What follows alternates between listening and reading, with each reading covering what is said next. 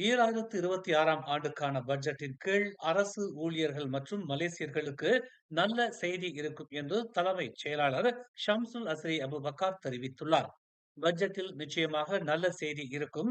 அது ஏமாற்றம் அளிக்காது என்றும், அரசு ஊழியர்களுக்கும் ஒட்டுமொத்த மலேசியர்களுக்கும் நல்ல செய்தி காத்திருப்பதாகவும் அவர் ஒரு நிகழ்வின் போது செய்தியாளர்களிடம் கூறினார். கடந்த ஆகஸ்ட் 2024இல் உயர் நிர்வாகத்தில் உள்ள அரசு ஊழியர்கள் புதிய பொது சேவை ஊதிய முறையின் கீழ் 7 விழுக்காடு ஊதிய உயர்வை பெறுவார்கள் என்றும், செயல்படுத்துபவர்கள், மேலாளர்கள் மற்றும் நிபுணர்கள் என வகைப்படுத்தப்பட்டவர்கள் 15 விழுக்காடு ஊதிய உயர்வை பெறுவார்கள் என்றும் புத்ராஜயா அறிவித்தது.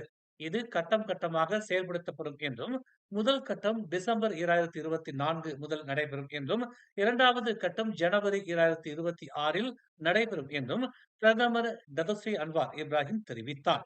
மேலும் செய்திகளை தெரிந்து கொள்ள தமிழ் மலர் நாளிதழை பாருங்கள். உடனுக்குடன் செய்திகளை தெரிந்து கொள்ள தமிழ் மலர் இணையதளம், தமிழ் மலர் செயலி மற்றும் மலர் டிவி யூடியூப் சேனலை வலம் வாருங்கள்.